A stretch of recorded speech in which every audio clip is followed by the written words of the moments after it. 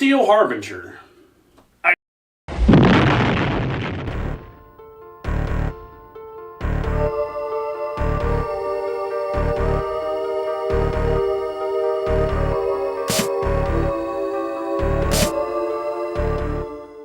Yes, that's right. Steel Harbinger for the PlayStation 1, made by Mindscape. I picked that game up right there at a Mo Game Con event earlier this year, and the guy that was selling it to me said, if you enjoy B movies, be sure to get this. I mean, yeah, I enjoy B movies on this freaking channel. But anyway, the Battalion played it, and we're kind of mixed on it. Stay tuned for that. But yeah, as mentioned before, it is 1996 that game came out for the PS1. It's one of those top-down shooter games. People call it like three-quarter shooters, or like, think Neo Contra when you think of this game. The camera looks down on the character and you shoot in myriad amounts of directions, and enemies come at you from different directions. So we gotta give it the Battalion gamut. Graphics on this game are actually pretty good for a PS1 game, believe it or not. I like the look of the 3D like atmosphere and elements. The level design is actually pretty good. They provide plenty of obstacles and stuff to traverse. Things you gotta think about. The character design is pretty funny, actually. You get probably inspired by Xena Warrior Princess, mid-90s busty action babe. So, that's good. Won't turn that away. But also, you get creative character design on the enemies part, the people and stuff that you fight, as well as some great character design on the full motion video sequences. How long has it been since you heard that phrase, full motion video? So, for those that didn't grow up in the 90s, a full motion video is a generally recorded video cutscene component that goes along with the video game. Games like Chrono Cross, they rendered out these full motion videos, but you can't interact with them. So, before in-game cutscenes or the in-engine cutscenes of the PlayStation 2, you would have to render those suckers out. And instead of trying to do the thing of making it look remotely like the game, like Chrono Cross did, they just live-acted these babies. And they did it the other way around, too, when it comes to interacting with interactable elements in the game. So, it's a zany 90s video cutscene experience with clear nods to B movies, so the guy was right in selling it. So, the funny thing about this game is how they do the motion for the gameplay in this. So, if anybody out there has played Street Fighter, the movie, the game, you know what I'm talking about. Basically, what they did here was live recorded the character actors of the game, the people you see in the video cutscenes, and made that the basis for the animation in the game. You can tell in the walking and shooting animations of the main character, but also the walking animations of every other character. It's really quite funny to see, and it barely works in this top-down game. It adds to the charm of the game. So, there's that. And actually, they look pretty good for the limited resources that they had access to at the time compared to... There's that. So graphics are passable, add to the charm of the game, and I just like interacting with them. So, the audio. This audio here is it's too loud.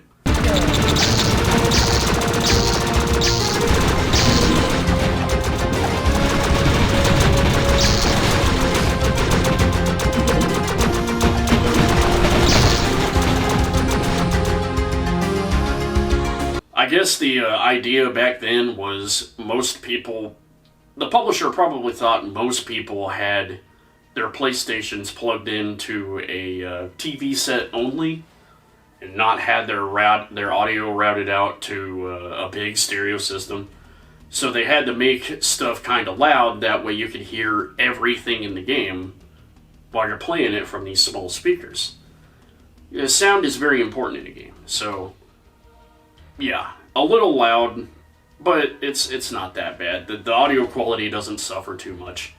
You can tell that it's compressed, like not audio compression, but like bit compression. It doesn't sound amazing, but it sounds okay.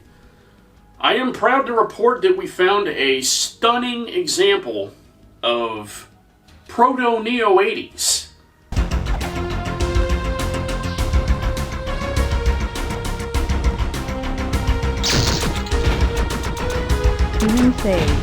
The synthwave before synthwave, basically.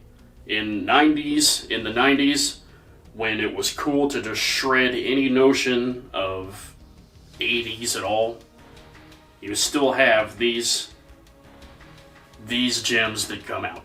Maybe it's another further nod to the cheesy B movies of the time. But it does add to the charm of the game. So, audio effect quality is okay, I guess. There's a lot of like canned audio effects and very, very overused audio.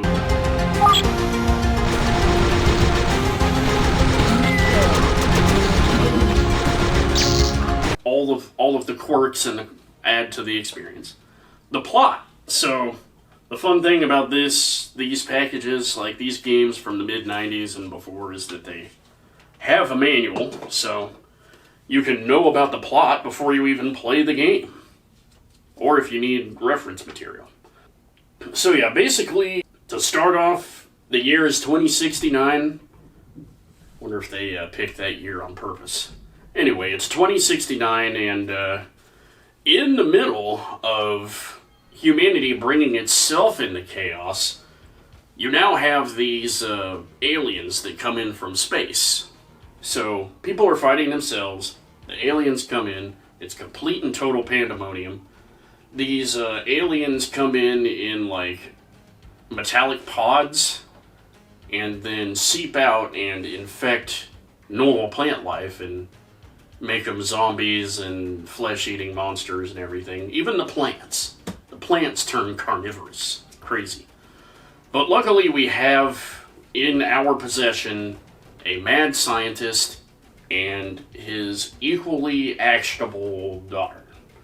And the daughter has taken it upon herself to literally save the world by using her steel elements of, you know, what she has. So there it is. There's the plot. You go through and you save humans from being infected again, and you kill the infected with your badass arsenal of weapons, both human and alien.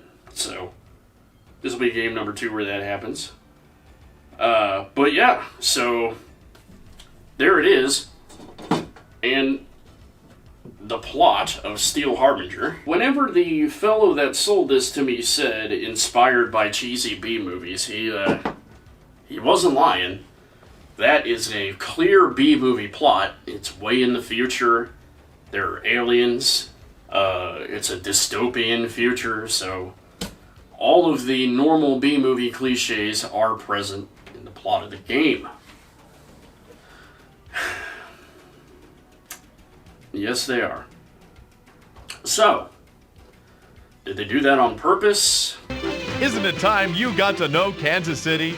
It's not only our nation's new capital, it's a really fun place to visit. And unlike Washington, D.C., Kansas City has very little crime. Yeah, they did it on purpose. So, yeah, there's your plot synopsis. The gameplay. With a few minor nitpicks, I actually like the gameplay in this game. I like playing this game. Good gameplay. It's your standard. It's your standard top-down shooter. Would have benefited from being a twin stick, but we can leave that to be debated based on when the DualShock controller came out. One minor nitpick, you can only go 8 directions on the map. Not the end of the world. There are a lot of older top-down shooters that have the same limitation. Each weapon feels right. Each weapon has what I feel to be a defined scenario in which you would want to use it. The enemies are tough in this game, but not overly tough. It's not like Contra, where it's almost impossible. The other minor nitpick I have about this game is and how it intermingles with the plot. In this game, the way you get between different stages of the game is through having to go through the molecular tube taxiway, some future thing that breaks you down into molecules and then reassembles you sometime later somewhere else in the USA. You have to pay in-game currency to use those. Okay? Complete pandemonium. Societal collapse. Aliens are coming down from the sky, infecting us, infecting all living tissue on the planet. Freaking, the military is going insane, shooting everybody. And you're gonna charge me to ride the molecular taxiway? Currency shouldn't even be a thing in this game. It's bedlam out there, man, and you're gonna say, oh yeah, you're gonna need 450 credits so I can transport you to San Francisco. And that's the thing, it's what that is, it's put in the game as another thing to collect, because in this game there's a few items to collect. You generally have to collect access cards and severed palms so that you can get through the palm reader in later sections of the level. But, man, why are you charging me to ride the taxi when freaking all heck is breaking loose, man? It's just it's an arbitrary barrier to progress to the next stage. That, to me, is what it is. It's like, collecting things is fun, but up to a point. If the things you're collecting have purpose other than advancing the game, acting as a hard advance to the game, then yeah, that's cool. Collect all day. But anyway, the thing that made me stop playing and do this review, so yes, if people were keeping track at home, this is game number 2 that I haven't beat yet. I'll probably wind up beating it at some point. On the 3rd level, there is a certain sequence of things you have to do to beat it. It's a 3-step thing. It involves getting the severed palm with a blue dot on it. And that blue dot is supposed to indicate that you can only use it on a blue palm reader. Well, the blue palm reader is tucked away and guarded off by active igneous rock, lava, something that hurts when you stand on it a lot. Well, there's a item pickup in the game that deflects all damage. You could literally walk on the coals and be perfectly fine.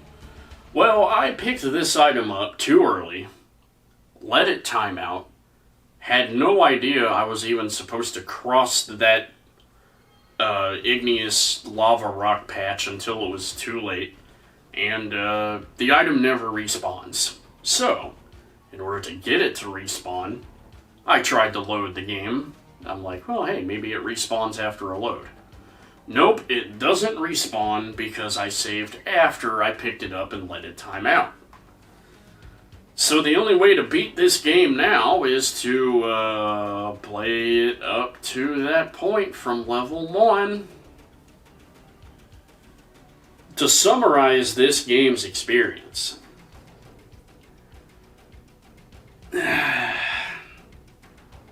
it's too cheesy, man. It's way too cheesy. If you can play past the cheese, it's good. But they lean into it too hard, and that's the thing. Beneath this freaking huge layer of cheese, picture a cheesecake, okay? This particular cheesecake is missing the crust that, you would normally put in a pie pan. It's a vertical cheesecake, so you get less crust, and there's no sugar in the cheese, and there's no strawberry topping. It's just cheese and the thin bread crust underneath. That's the thing, man. Underneath it all, underneath this giant freaking big block of cheese, is a great game. I love these. It gets on bullet hell level in a few spots, and I love these types of games. It's what drove me to beat Neo Contra. So but you really got to play through it. They layer it on so thick that it actually adds to the detriment of the video game. I have the feeling that if they would have went less cheesy and more zany, then it would have worked, and it would have been a fantastic game. Maybe if Shiny Entertainment made it, it would be great. But as it is, it's kind of like a hard recommend. Where if somebody were to come up to me and ask me, hey, what do you feel about Steel Harbinger? I'd have to be like, it's good. And I would have to follow it up with, you really have to play past the cheese. And that's even if you enjoy these like B-movie things that, we happen to do on our channel. That's if you really enjoy those. Like, the thing is whenever people go after, like, a motif, whenever people go after a thing, try to imitate it, it's automatically not as good. And that's kind of what happened here. And that's not as good on an enjoyable level. The game has charm, but not enough to make it stand out as kind of like a cheesy nod to B movies, because what they did was they just grabbed elements from other cheesy sci-fi movies of the time, 80s, 90s, stuff like that. If there was like one or two unique things, or if they did the homages like really, really good, then yes, it would be an easy recommend. But to me, you either have to really enjoy these types of things and not think about the fact that, hey, they're probably trying too hard to be this instead of letting it flow naturally type thing. So, but there's a great game underneath. If you really love the top-down shooter genre, give it a whirl, because you can skip past the cutscenes if you really want to. You can just play the games and not bother finding any of the CD collectibles. But it's still wrapped in this cheesy B-movie motif that you really have to take and appreciate and love. And that's my thing. If they do it right, it's great. But they were on the precipice of doing it right with this. So, it's good. Would I recommend it? Yeah, probably.